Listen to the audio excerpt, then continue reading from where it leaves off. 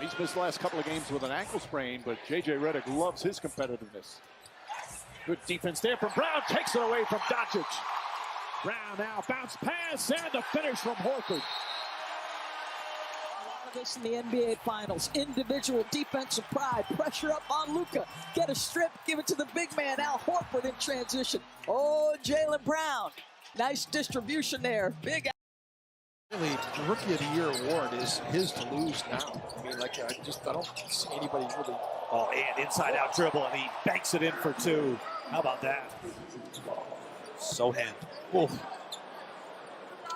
I mean, almost out of the picture on that crossover. Adding some veterans to this team, the right mix to go with this young core. Well, you know, we have all these. What a dunk. Well, what a finish. On a scale of 10, Lionel, what do you give that one? Learning how to win. Toumani Camara delivering the goods. Well over the rim. Oh. Left, Murray up the floor. 6 seconds to go. Murray moving left. Fires to Jokic in the lane. Kick out Brown. Open three.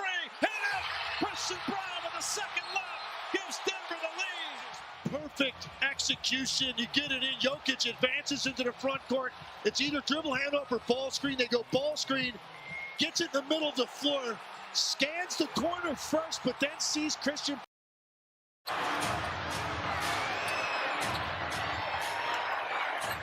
Leonard for the shoot. Kawhi for the win. Yes! Hot damn! The Clippers win in overtime! Giving the ball despite not playing his best game. And James really kind of dictating the offense for the Clippers. And Kawhi was not going to be denied. Now, remember, the shot he... Welcome to the Jump Ball Show. I'm your host, Mo Dakhil, former video coordinator with the Clippers, Spurs, Team Australia, Right for Bleacher Report podcast for the Basketball Illuminati feed on Thursdays. Do You Believe with Zach Harper and Wosny Lambre, produced by Anthony Mays. Make sure you're a subscriber to their Patreon, Count the Dings, and you get all the amazing shows that they have. So make sure you're doing all that stuff. Also, a couple housekeeping things. Two articles up right now on Bleacher Report. This is the first one. And, oh, sorry guys. Which one did I put up? Okay, and this is the second one. The second one is a Bronny James look at kind of how he's been playing lately and everything that comes with it. And things like that. Go read those articles.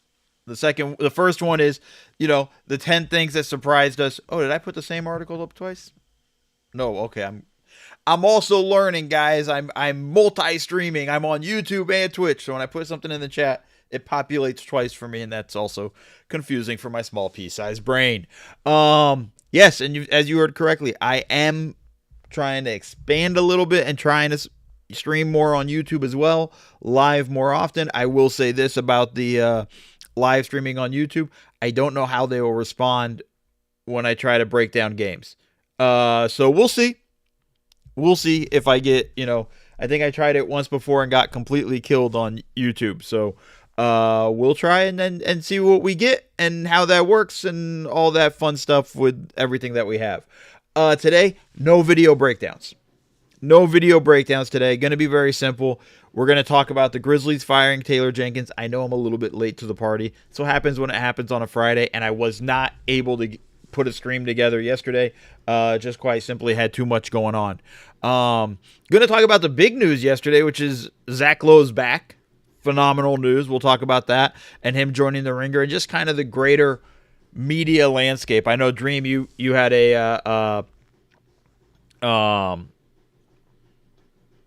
you had more of a question on that you put on Twitter.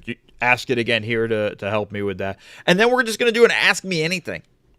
Anything you guys want. And then we'll cut it out from there and bounce through most of those things and call it a day, and I'll come back tomorrow. Got some big games today. Huge game, Memphis Golden State. That's a big one. And Minnesota Denver. Two big games right off the bat. with what we have in the NBA tonight. So those are really exciting. Yesterday's game against the Lakers Rockets was a fun game, and at the same time, like a very ugly game. I think I was at the game, doing media work, and I think I looked up at the score at one point going like, "Oh, pretty nasty." So let's just start right off the bat with the Taylor Jenkins firing, right? It was a surprise and wasn't a surprise. I think there have been whispers since last offseason that the Grizzlies wanted to make a change. They literally blew out his staff and then hired his staff, right? And he was involved in the hiring process. They brought the Finnish coach over who's Tuomas, who I can't say his last name yet. I will practice when I get to that level. And a coach from San Antonio. They've changed their offense completely. I think the whole idea of the whole concept that I found interesting was just that they fired Jenkins and they fired the other coach they brought in from San Antonio, and they had changed their offense, and it was an offense Ja wasn't happy with. It's an offense, I think, that has gone less away from ask them now. Ask them now when we're talking Memphis Dream. So go ahead and ask those questions now. But I've gone away from pick and rolls. Look, the Tuomas guy, comes from Paris, comes from Europe. They're going to run a lot of pick and rolls. I think we're going to get back to a lot of heavy Ja Morant pick and roll offense with the Grizzlies. It'll be interesting to see what it says. It's not shocking that they fired him. It is shocking that they did it at the time 9 games before the playoffs. Like, you're knee deep in playoff prep. I did kind of figure that one out there, Dream. But thank you. But they are knee deep in playoff prep, right? Like, they're putting together their whole plan of action into what they're going to do. And I think the more interesting thing about it was just the timing of it was weird. And, I think some people were, the guys on Bill Simmons' podcast, the guys on ESPN Hoops Collective, all said, like, look, man, like, you might as well do it now if you're going to fire him at the end of the season. My whole point is, if you blew out his entire assistant coaching staff, why wouldn't have you just fired him as well and brought in a coach? Right? Like, maybe it's they wanted to see what this guy from Europe is like. They wanted to see what this dude is at. It's the fascination in terms of, like, you wasted a season. You wasted a season with that. And by the way, I was very high on Memphis. I wasn't alone, but I was very high on Memphis. Thought they could be a dark horse team. I thought Ja could be a dark horse MVP candidate if they had that type of year. And I think the thing to me is, like, if you're going to cut your coaches off at the knee before the season begins, man, just take the head. Fire him at that point. There's really not much left for him, right? You're going into the season lame duck. The fact of the matter is, hey, the guys know you're not coming back. Players aren't dumb. They understand the situation. They know you're not coming back. So everybody wants to, some of the guys on the Hoop Collectives applauded them for, like, hey, pull the cord now. You're going to fire him. I think it's stupid because you should have just fired him at the beginning of the year if you knew you weren't going to keep him, right? Or if anybody this way, when you're in a decision, when your situation is you look at the coach and you've cleared out his whole staff and brought in a new staff and you say to him, this is a make or break it season for you, you've already decided. Now, if you're going to say, if you kept his whole staff and said this is a make it break season for your staff, that's a different story to me. Right? Then you're saying, like, you guys, your whole staff's got to prove yourself. But you've already said, I don't believe you because I fired your entire staff. Like, what's your plan? What's your thought process in all of this as an organization? Like, for me, that's where I think there's a lot of stuff where I'm like, man, it was weird. The timing was weird. Timing was off. Playoffs or whatnot. I think none of us expect them to do anything in the playoffs. I know the numbers. And now they haven't even beaten a really good team since, like, February. They've been awful. All that stuff. Got it. Cool. Fine. Fair. That's why you want to fire him. That's great. But I also say a few things, too. You did absolutely nothing at the trade deadline. And by the way, you haven't done anything really of consequence at the trade deadline for a couple of years, and I think you've missed your window. And I think this firing is an acknowledgement of them missing their window. So I think that's an important thing to kind of look at when you're talking about this team and the way they're sort of playing it all out with all of that stuff. Dream Shake asks, basically, what's Ja's value? It's interesting because I think one of the things for his value that's going to matter is... Oh, shoot. 1 second, guys. One thing for his value, one thing that's going to matter along the lines about value for him is health, right? Like, he's just not been healthy this season. It's been a very difficult season for him in terms of health, in terms of, you know, like, we all thought this was going to be the bounce back year, and it really hasn't been. And it's been a bit more... It's been another disappointing year where he's been in and out of the lineup. Injuries happen, sucks, you know, shoulder stuff and things like that. The other thing I would say with Ja is, and this is an important thing, and I think this is a criticism I have of him, he hasn't really expanded his game. We haven't seen anything from him where we're saying like, oh man, like he's really improved, you know? It's one of those things where we're like, dude, are you going to actually like build upon your game now at this point? Or is this who you are? Which is, I'm dependent on a ball screen to make sure I'm able to get downhill. And once I get to the rim, it's going to be impossible to stop me. Like at a certain point, I want to see his game develop. Add more mid. Like in the way Shea has developed, you wanted to see that from Ja. You know, Amin famously, you know, or infamously got in trouble with De'Aaron Fox when he said Ja Morant's what De'Aaron Fox wishes he was. Well, Shai Gilgeous-Alexander is what Ja Morant wishes he was, right? And I think that's something that's important that you really have to kind of look at when you're talking about Ja and his development is it's kind of stalled. And it's not really flown up the ranks in the way you would hope and want to see kind of develop. I believe it began. The YouTube's still going. Demo, the YouTube's up. A little bit delayed, but yeah. Anyways, so there's a lot of that stuff there with that. I think they're just gonna hire the Finnish guy, which is fine. But again, if that's the guy you wanted, oh, I see what you're saying, Demo. But if that's the guy you wanted, right? And I didn't even know this stuff till the Hoop Collective guy said they paid the buyout to get him out of his contract, and then paid him 7 figures to get him to come. Like, I'm just telling you clear as day, you should have just hired him. Fired Jenkins and hired him. And then you could have had a year to figure this out. And I think that would have been more interesting along those, like that would have been better for your team and organization instead of wasting this season. And now you've kind of punted on the season. I don't know if it's time, Dream, to sell Ja right now. You got a new coach. You got that stuff. I still believe that you could build something between Ja, Bane, and Jaren Jackson Jr., but it's going to come down to let's see what happens with this coach and all of those things.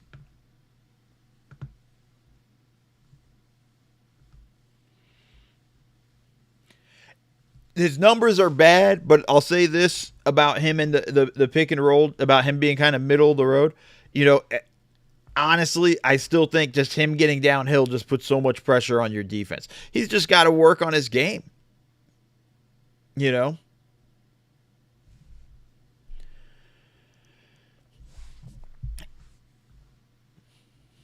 All right, let's see.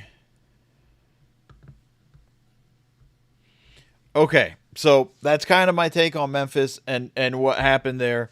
The timing's just odd. I just think it was a mistake to wait. I think they should have just done it in the offseason. That's my final say with Jenkins and all that stuff. Dream, I think you have something there. I think they need one more piece in terms of a wing player and maybe some adults in the room. But I think they have something there. I think that's a starting point of a core type of situation. That's why I wouldn't necessarily be on the move to trade Ja. I also don't think Ja's value is as high as people think. Again, the injuries and everything, the past 2 years has not been kind to him. I would have a lot of questions. So as an organization, I'd be a little bit kind of like, I don't know.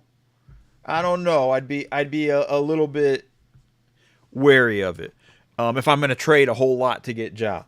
All right, let's talk about the other big news. Oh, darkness is just stirring up trouble. Zach Lowe's back. Zach Lowe is back. I believe he's probably recording a podcast with Bill Simmons right now. I think there's supposed to be one that drops today on The Ringer. It's going to be interesting. One, this is a great hire for The Ringer, right? And I think, listen, we all kind of suspected that this was going to happen, right? When Zach Lowe got like go at ESPN, we all sort of suspected like, okay, like at some point he's going to team up with his buddy. Did that not go through? Okay. And I think that was the thing that just sort of happened, right? What I think is interesting about it is like, one, we need this. We need that voice. I think we've missed this in the media landscape, right? Like there is no replacement for Zach. There's nobody who can replace that. And we even saw it this year, right? Nobody could kind of step in and become the Zach Lowe of the new Zach Lowe sort of thing, right? It's just him. It's the way he operates and everything. And they're basically, and I think it would be really interesting. There's probably, is it being delayed? Demo, is it being delayed like he's not coming out this week? I wouldn't be surprised because I thought he wouldn't be able to do anything for the whole year, but yeah. Oh no, that I understood. I also know Zach wanted to take a little bit of time to figure out his next move. So I think that was something that was along his lines of like, I'll wait and plot my next move. I'm not in a rush. So I think that was a big one there. Here's the thing, right? We need more of these. And I'm going to just tell you now, it's the people's fault. And I don't mean ESPN's. I mean, it's the fans, right? It's everybody that watches First Take, that watches Pat McAfee, that watches Inside the NBA, right? Like, they're going to follow the numbers. And the numbers tell them, hey, our ratings go up when we talk Lakers, Cowboys, Yankees. So we want to make sure we talk about Lakers, Cowboys, Yankees as much as possible. They're in a business. That's their deal, all that stuff. And they don't even do that stuff well, but they do it, right? Like just, we talk about the big teams and the big stories and all that stuff, and debate television is really killing it, all that, blah, blah, blah, blah, blah, right? And everything that comes with it. So, but until people start tuning in to the more high-level thought stuff, and I think like NFL Live does a great job for ESPN. I don't necessarily think ESPN or NBA Today does great. And I'll be honest, I shouldn't be able to speak on that. I haven't watched it in a very long time. I just don't think I don't find the people they have on as interesting to me. So it's along those lines. So this is the stuff we're looking at. I'm excited for Zach because I think even at the Ringer, he's going to have more freedom to do what he wants. Big Tootsie, what's up? I think he's going to have more opportunities. He's going to have his own YouTube channel. Obviously, the Zach Lowe Show. I think his own podcast and things like that. He's going to get to be stuff like that. I actually, to be honest, Dream, I actually think he won't have gambling. And I think that's a big one too. It was a happy announcement. It was one of those things that was great. Right. He's back. He's teamed up with the,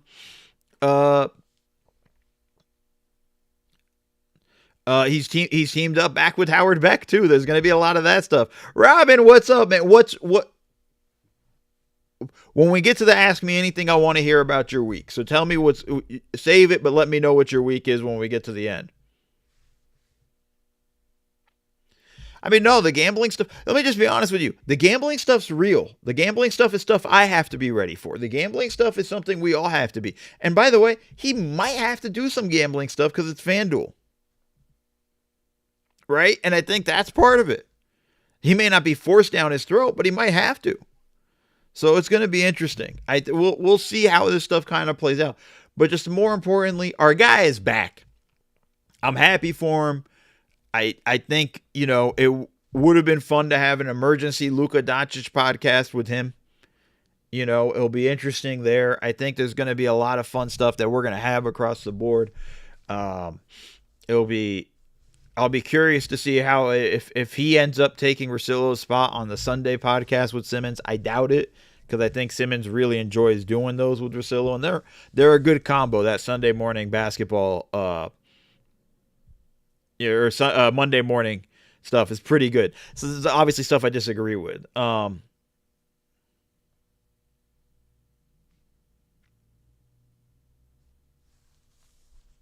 Yeah, Robin, it's good. The thing is, it impacts everything, right?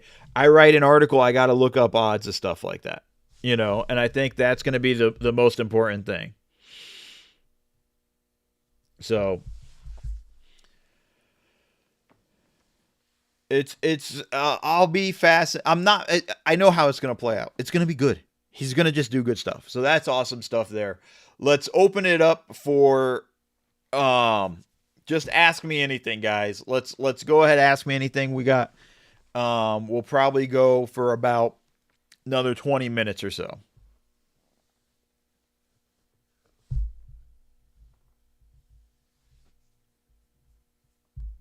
Yeah, Robin, hit me with your week. Hit me with your week. While everybody's asking questions, I want to know what happened to your week. Why was it so bad?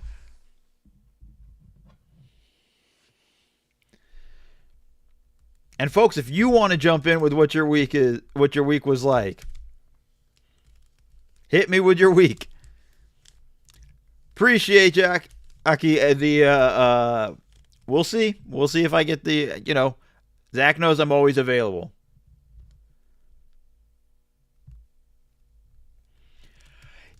It's just Demo. You know what's frustrating about the SC offense from the women's team, and I watched it while at the Laker game, so it's not like I was 100% locked in. But we were stuck on, I think it was like 13 points for a very long time.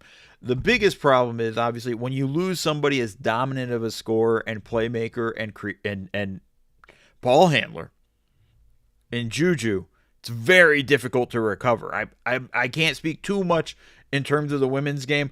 I love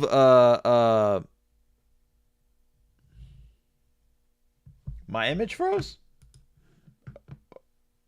Oh. Is it back now? Because it looks like it is. It was hard, right? It's just hard, Demo. Yeah, but it's not. If that's not what you've done all season, it's hard to just say, okay, let's do it now. And I think there's a lot of that stuff there. So I think that's the stuff that's a little bit frustrating there. Well, Tootsie, thank you for coming through. Appreciate you. Thoughts on the Rockets? This team is so damn unpredictable. I think they're a first-round exit. I think their offense tends to fall off. It's going to be fascinating to see how Jalen Green sort of plays in the playoffs, but they're missing the person to really kind of lift this whole thing up and get it. This is why, honestly, I don't see it happening because he doesn't want to leave, but making a big push for Devin Booker in the offseason more than Kevin Durant would be who I'd be targeting there. And I think that's really the way I would go about it with them. And for me, it's just they're dependent on, hey, our best offense is getting offensive rebounds and putbacks. That's also a dangerous game to live off of. And their defense is really good and physical, but it's tough, man. Robin, the Cougs lost in the women's tournament to a team we never should have lost to. Yeah, that part sucks. I get back, and I'm lucky enough to know someone on the UCLA staff and get tickets for the LSU-UCLA game. I wake up that day with pink eye, oh my God. Then the next day I find out I didn't get the job with the Mavs, but that was the last one out.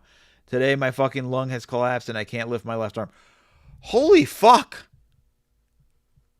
Yeah, Robin, that's a pretty rough week. I mean, damn. Like, that's a pretty rough ass week. I apologize. More importantly, with your lung collapse, have you seen a doctor? Are you going to the doctor? And, what are you doing on this stream if you haven't? Just a thought. I think that's more my concern for you right now. And not that you tried to go to the UCLA game. I will give you this talk, though, real quickly. And this is a little bit of a pep talk. Okay, you know what you're doing. All right. Is there a way to make it so that there's not a fifth time? I don't know. This is all new to me. I'm sorry. Not a doctor. I'm an absolute idiot. So we just have to leave it at that. Here's what I'll say to you about the Mavs, about not getting the Mavs job, even though you're the last one in the running. Keep pushing. Keep trying. You're right there. You're right there. And there's nothing more frustrating than being told you're right at the edge, because people tell me it all the time that you're so close and you're right there. But I will tell you this. Making it as far as you did in the interview process lets you know you're right there. And the way interviews go and the way hiring goes, sometimes it's literally the smallest thing that's beyond your control as to why they went with the other candidate. Don't sweat it, but the fact that you made it to the final round lets you know you're in this game. So keep fighting. Please, keep fighting. Sven, first, hey, thank you for coming through. Question from the YouTube.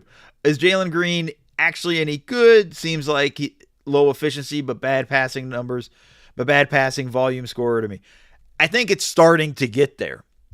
I think we're seeing his development, over time, right? Like, will he ever become like an assist leader? No, right? But I think we're beginning to see, one, he's getting the feel for how to score in the NBA. As Robin's saying, even getting into the line has been a big deal in that stuff. I think we're beginning to see the game kind of slow down for him. So I think he's good. Do I think he's great? No. Do I think he's all-star level stuff? I don't know if he's at that level or whatnot. But he's definitely a guy that's going to be able, that I'd want down the stretch in games if I'm Houston in my clutch lineup, because he can generate offense, and that's something they don't have. Someone who still thinks the Bulls need to bottom out next season, selling high on Kobe White to Houston could be great for both teams. Would have to be a sign and trade, though. I don't see Houston doing it, mainly because I think they're just going to, then what do you do with Fred VanVleet? I don't see them doing that in that situation. I think they're going to just be happy with VanVleet. I think they're going to re-sign him, maybe at a lower number than what he came in at.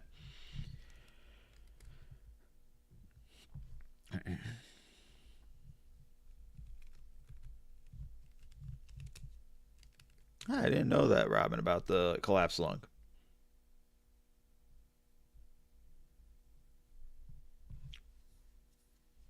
Kobe White to the Magic would be interesting. What else we got, guys? Anything, by the way. Fire away. Let's have fun. Get crazy if you want. Do you still think the Pistons are too young of a team to win against the Pacers? I think so. I think, listen, the Pacers have a lot of experience across the board. I mean, the majority of that team made a conference finals run last year. I think, you have Pascal Siakam, who's won a championship. I think this team, let me put it this way. When we talk about experience and things like that, this team is still too much in their emotions. Just look at the brawl that they had the other day. So I think that's interesting there. I don't think they're going to really be, I know, I think on the Simmons podcast with Drusilla was really talking up the Pistons a lot. I don't know if they have if they're going to be a team that's going to just immediately get a first round win because of that. You still give the Pacers a shot to end at the third spot, despite not having a tiebreaker over the Knicks. I think it's beginning to kind of fade a little bit for them.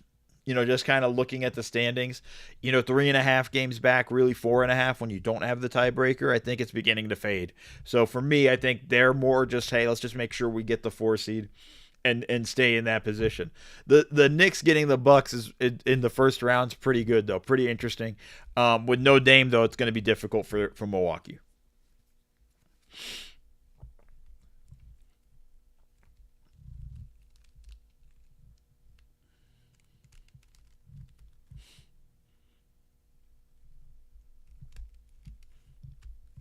Sven, I've always liked Wagner. I liked him his rookie year. I mean, I know he had a down year last year, but this year was a good rebound, sort of kind of bounce back in that stuff. I think he has a legitimate chance of being this guy. Like, he would have been an all-star this year if he didn't get injured.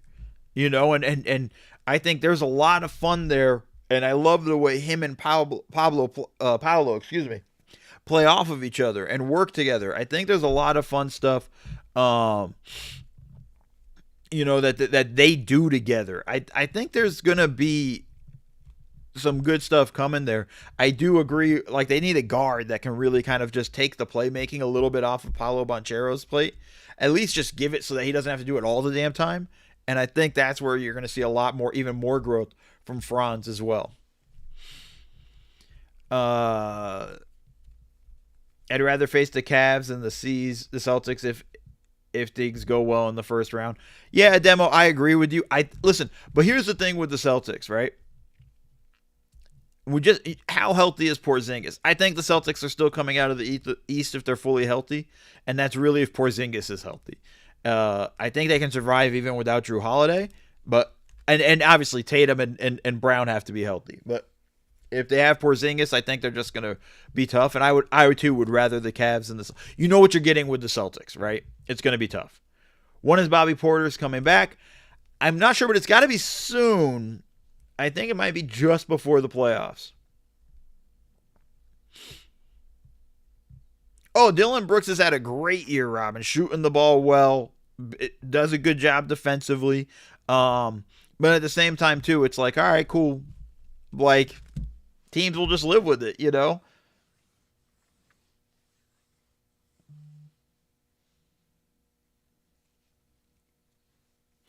I think his value has gone up, Dream. I think, my question is, look, we've seen a lot of guys towards the end of the season make like a leap and not carry it over to next season. Like, this is a great sign if you're a Giddey fan, right?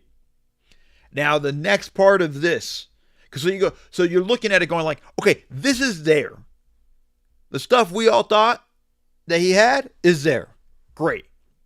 Can we bring it to next season, and can that be consistent, and can that be something that plays the whole way through? Can we build off of it in the offseason and build up onto it to the next level? And I think that's going to be interesting. We've seen guys make these kind of mini leaps towards the end of the regular season and not show up next season. So now the next part of it is, will he show up next season? Will this guy, the second half of the season, Josh Giddey, show up? That'll be a big one there.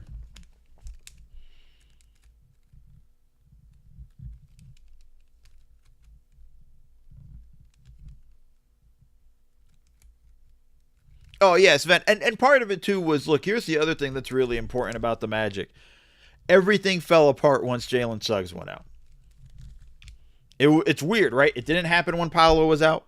It didn't happen with when Franz went out. They were, like, steady at least a little bit. And then once Suggs went down with the back injury, kind of became a problem. Right, like the wheels came off the car at that point, and that became a bit of a disaster. I mean, they didn't even have a lot of shooting with Suggs, so I think that's kind of the challenge for them. But I think he brought also a lot of stuff. He had shown a lot of improvement, as a lot of improvement as a playmaker, and I think that really kind of hurt them.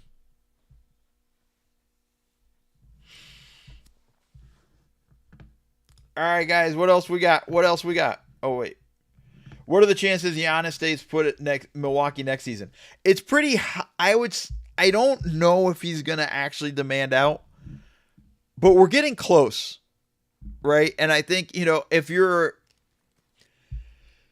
part of it's going to count, Demo, on how do they play in the playoffs. If they get completely embarrassed by the Knicks in the first round, I can see him demanding a trade, right? If they find a way into the second round, I could see him staying. Like, that's probably more 50-50 than anything else. Dream, if you go to the article I dropped in the beginning, I actually think this is the start of something for Portland. I think this has been they've won I think Scoot has really kind of come on strong. I think Chauncey has done a great job sort of coaching through the fire kind of situation, right? Like kind of working his way through the fire and that stuff and come out on the other side. This team is really good. This team has a chance to be... Houston's a 2 seed, so I don't think Houston's a thing. But we've seen a lot of teams. It's almost similar to what I said about Giddey. We've seen a lot of teams make this run at the end of the season. Got to carry it over to next season and build off of that. What would I want to see them do in the offseason? One, I try to find ways to get off guys like Jeremy Grant, DeAndre Ayton. I'd want to find another big to add to the party and add a little more kind of just backup presence. And to me, it's always shooting. They got a lot of defense with Kamara and those guys. I want to probably look for like just a straight dead eye shooter.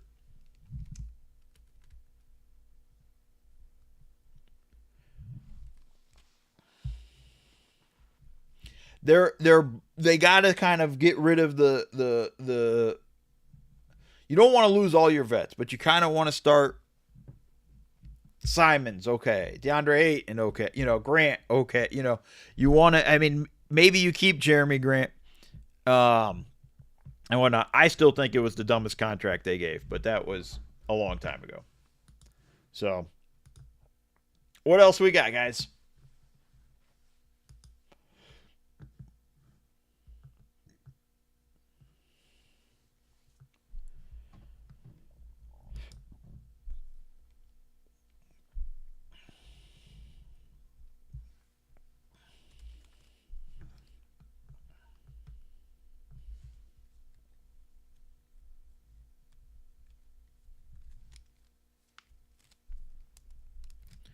Last call, guys. If we're short on questions, we can go ahead and call it a day.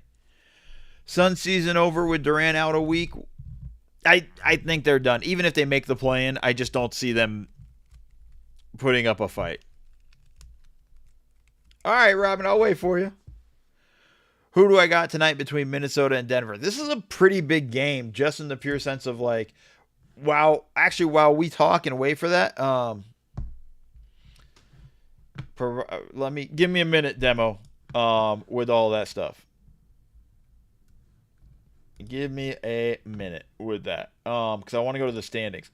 The thing that's pivotal about this Denver Laker game tonight, it affects so many things, and the games tonight are so huge with what we have. And I want to see what this looks like on YouTube when it switches over. I shouldn't have done that. Okay.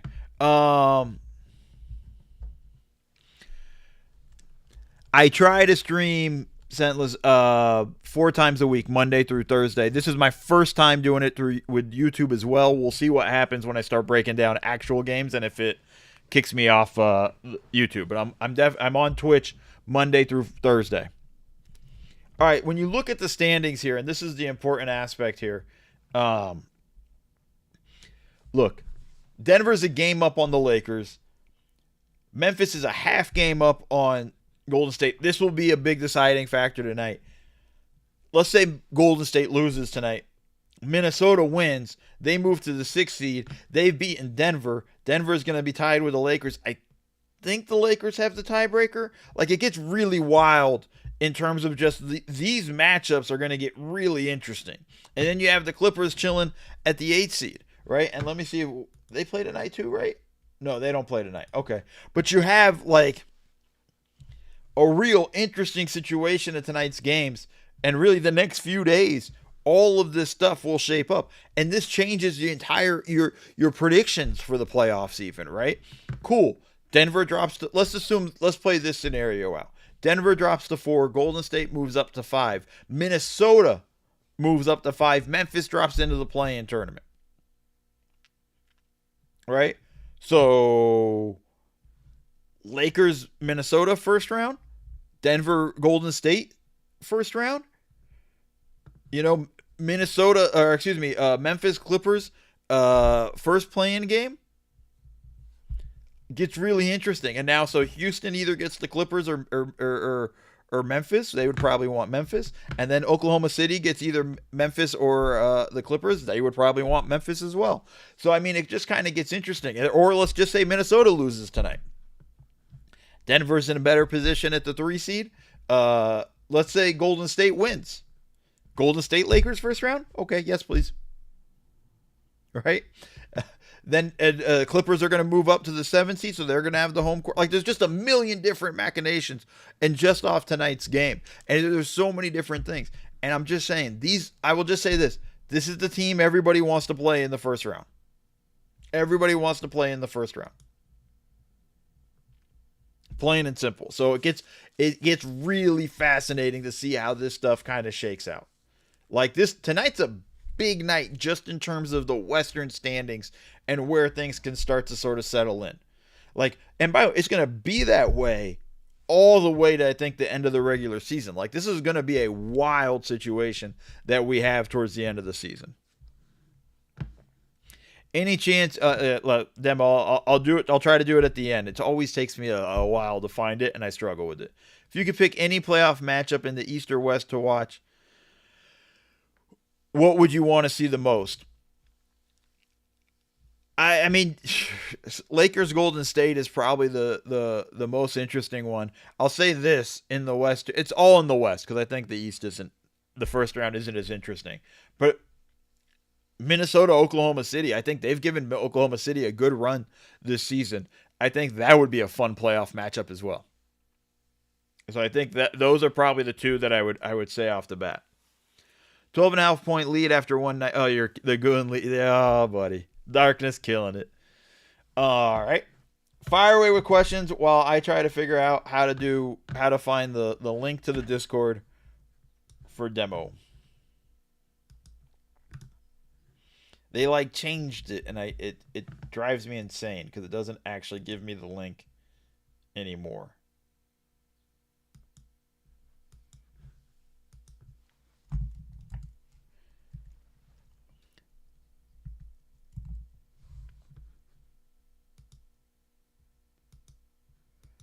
Demo, what's your handle on Discord?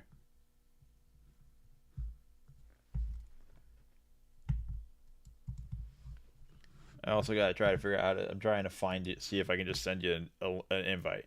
This is thrilling streaming here. Any more questions, by the way?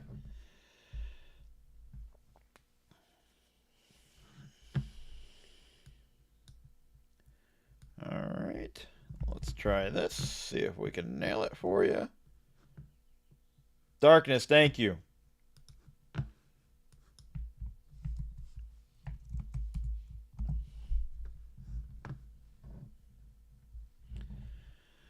Any thoughts of the end of season awards? I think MVP for me is probably Shea. I think the rookie of the year is kind of It probably goes to Stephen Castle, but it's nah. And no shot to him. It's just the class hasn't stood out in a way where we feel so blown away. Most improved will be Cade Cunningham. Coach of the year is either going to be Bickerstaff or Atkinson. I think probably Atkinson. Just for the start of the year. Defensive player of the year is where it gets interesting. Draymond making that late push for it. I think he is the favorite now. Darkness, it's not Ime because it's just sort of he had that swoon where they really dropped and now they picked it up to 2, but also nobody's afraid of them. Right? They're going to have home court advantage and be the 2 seed, and I think they're going to be the underdogs in their playoff series.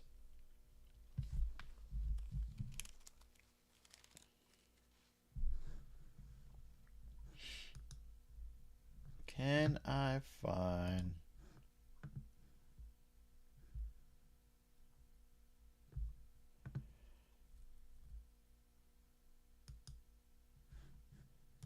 It's just annoying because anytime I drop it in there. Yeah, I agree with you a little bit, but I don't mind it because it's a few years away from it, and he actually has taken a massive leap. So I'm not too mad about it going that way. Sixth man of the year also gets lifted up and becomes very interesting. Where I think we're going to be, I don't think it's going to be Peyton Pritchard. I know he's been the favorite the whole year, but I don't feel like that's the,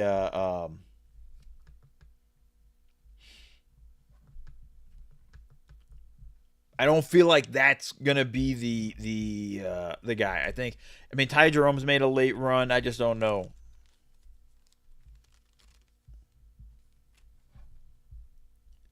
He's been great. I just feel like he's just somehow not going to get the vote. Right? He should be. He's in the running. But yeah. Guys, any other questions?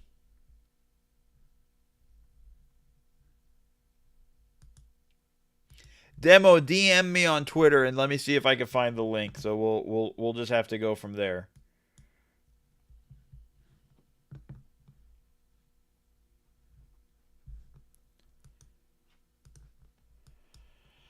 All right, folks. I think we're gonna end it here. So far, successful simulcast. We'll see what happens when I try to break down a game and see if YouTube gets upset with me. Everybody be good. Stay safe. I will see you guys next time. And as soon as I hit the button. Bye-bye.